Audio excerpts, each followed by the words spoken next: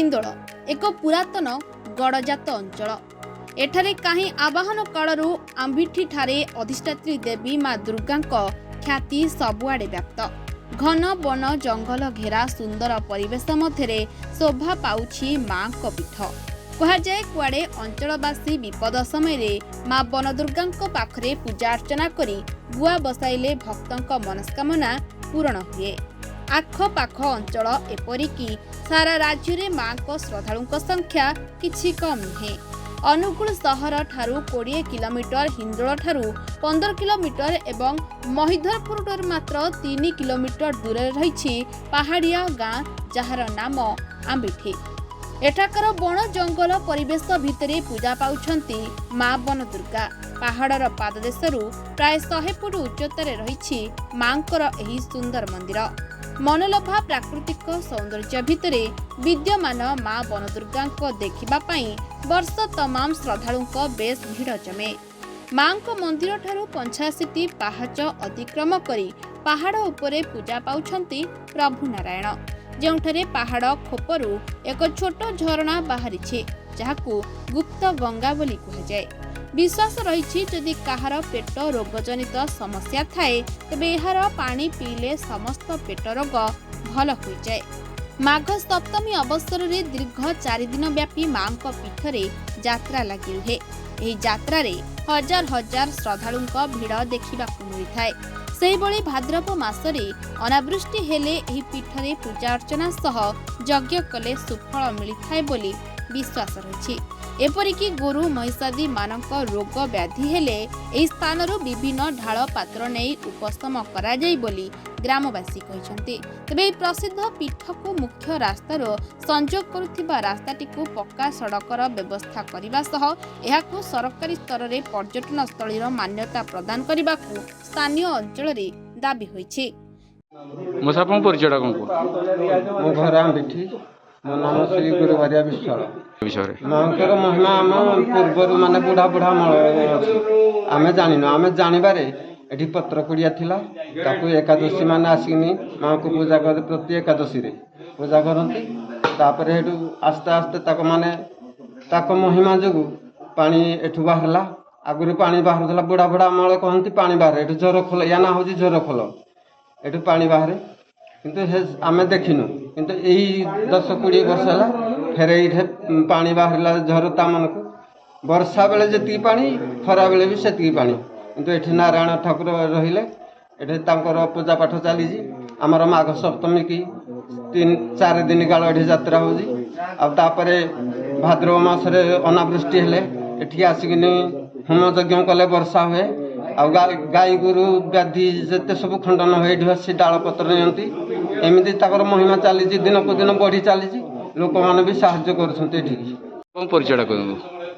मो ना पंचानन साहू, मो घर आंबिठी। माँ को महिमार पूर्वर आम बापा अमल बढ़ी चली किंतु आम एकादशी कर प्राय 25 जन लोक आसिक पिलार मु एकादशी करपर्यंत भी एकादशी करुच्ची। किंतु एठे बहुत गछलता थिला माने लटा थिला सब ताको एकादशी दल लिखई गाँव रु किछि सहयोग करती। तापरे आसिलु गोटे कूओ कलु कूओ पानी न मिलवा हेतु गोटे नलकूओ सरकार तरफ आसिक देले।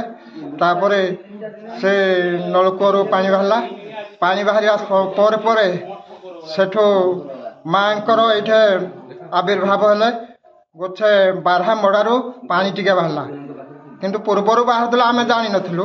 बराह मड़ारू बाहर द्वारा से गोटे पत्थर पड़ता पत्थर आड़े देवार माँ को पाद तलू पानी बाहरला। पानी तो आज्ञा चली झर चली आटे घर नाला घर आग चाल कुड़िया करूँ। चाल कुड़िया पर एकादशी दल सब मागण करी आम कांथ करवा कांथ करी सेठू उठेदेलु कि टाइल करदेलु। टाइल पर हेडू गाँ को जन कि मागण करी माँकर छात घर खंडे करदेलु। छात घर पर प्रभु महिमारू सबुआड़ भक्त आसिकनी से दबारे ମାଙ୍କର ତାପରେ ମନ୍ଦିର ଆସ୍ତେ ଆସ୍ତେ ଆରମ୍ଭ ହେଲା ସରକାରଙ୍କ ଅନୁଦାନ ବି ହେଲା ଏମିତି ପ୍ରଭୁଙ୍କର ମହିମା ବହୁତ ଚାଲିଛି।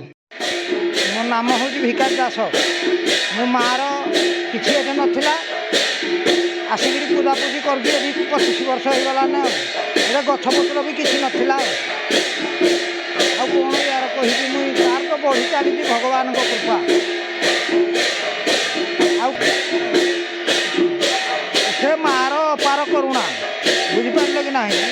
ମା କରୁଣାମୟୀ, ଭାବମୟୀ, ଭକ୍ତିମୟୀ, ସେ ତ ତାର ବଢ଼େଇ ଚାଲିଛି। ଆଉ ଆମେ ତାର କ'ଣ କହିବୁ କିମ୍ବଦନ୍ତୀ, ବୁଝିଲ କି? ଆଉ ଯେହେତୁ ତାଙ୍କୁ ଦୁଇ ଜଣଙ୍କୁ ଦେଇଛି ମନ୍ତ୍ରପଦେ, ତମକୁ ମନ୍ତ୍ରପଦେ ଦିଏ। ମଙ୍ଗଳ ଭଗବାନ ବିଷ୍ଣୁ ମଙ୍ଗଳ ମଧୁସୂଦନ ମଙ୍ଗଳ ପୁଣ୍ଡରୀକାକ୍ଷ ମଙ୍ଗଳ ଗରୁଡ଼ଧ୍ୱଜ ମାଧବ ମାଧବ ବିଷ୍ଣୁ ମାଧବ ମାଧବ ହରି ସ୍ୱରନ୍ତେ ସାଧବ ନିତ୍ୟ ସର୍ବକାର୍ଯ୍ୟେ ସୁମାଧବ। ମୁଁ ଶ୍ରୀ ମନୋଜ କୁମାର ନାଥ, ଘର ମୈଥରପୁର, ମା ବନଦୁର୍ଗାର ପୂଜକ। ମାଆର କୃପା ଅପାର। ମା ବହୁ ବର୍ଷ ହେଲା ପୂଜା ପାଉଛନ୍ତି ପାହାଡ଼ ତଳେ। ଆଜକୁ ମୋ ଜେଜେବାପା ଏକା ପୂଜା କରୁଥିଲେ। ମା ମୋ ଜେଜେବାପା ପୂଜା କରୁଥିଲେ, ତାଙ୍କ ପୁଅ କରୁଥିଲେ, ମୁଁ ତାଙ୍କ ନାତି 35 ବର୍ଷ ହେଲା ବି ପୂଜା କଲିଣି। ଆଉ ମାଆର ଅପାର କରୁଣା। ମାଆଙ୍କୁ ଯିଏ ମନର କଥା ମାନସିକ କରି ଗୋଟେ ଗୁଆ ବସାଇ ଦେଇକିନା ଯାଏ, ତାର ମନର କଳ୍ପନା 3 ପକ୍ଷ ଭିତରେ ନିହାତି ପୂର୍ଣ୍ଣ ହୁଏ। ଆଉ ମା ଆମର ଗାଈ ବାଛୁରୀ ବା ଅନାବୃଷ୍ଟି ଯଜ୍ଞରେ ଯଜ୍ଞ ହୁଏ। ମାଆର ବାର୍ଷିକ ଯଜ୍ଞ ମାଘ ସପ୍ତମୀରେ 7 ଦିନ ଧରିକିନା ଯଜ୍ଞ ହୁଏ। ଏବଂ ନବରାତ୍ର, ଗୁପ୍ତ ନବରାତ୍ର ଏଭଳି ପୂଜା ପାଠ ହୁଏ। ଆଉ ମାଙ୍କର କ'ଣ ରହିଛି, କିମ୍ବଦନ୍ତୀ କ'ଣ ରହିଛି? ମାଆର କିମ୍ବଦନ୍ତୀ, ଆପଣ ଏଇଠୁ ଗଲେ 85 ପାହାଚ ଉପରେ ଅଛି ନାରାୟଣ ଗୁପ୍ତ ଗଙ୍ଗା। ତାକୁ କୁଣ୍ଡରୁ ପାଣି ପିଇଲେ ପେଟର ଯାବତୀୟ ରୋଗ ଭଲ ହୋଇଯାଏ। ଏବଂ ମାଆଙ୍କୁ ଦୂରରେ ଥାଇକିନା ମନର କଥା ଯଦି କିଛି ହଜିଯାଇଛି ବା ଗାଈ ବାଛୁରୀ କିଛି ଖରାପ ଅଛି, ମାଆଙ୍କୁ ସ୍ମରଣ କରିନା ଭୋଗ ଟିକେ ଟେକିଦେଲେ ମା ସେ ଜିନିଷଟା ମିଳିଯାଏ ଏବଂ ଗାଈ ବାଛୁରୀ ଆରୋଗ୍ୟ ହୁଅନ୍ତି। ଏଭଳି ଲୋକ ବହୁତ ଜାଗାରୁ ଆସି ବିଶ୍ୱାସ କରି ଯାଉଛନ୍ତି ଏବଂ ମାଆର ଅପାର କରୁଣା ଅଛି। ହିନ୍ଦୋଳରୁ ଗୌତମ ମୁଦଲିଙ୍କ ରିପୋର୍ଟ, ରିପୋର୍ଟର୍ସ ଟୁଡେ।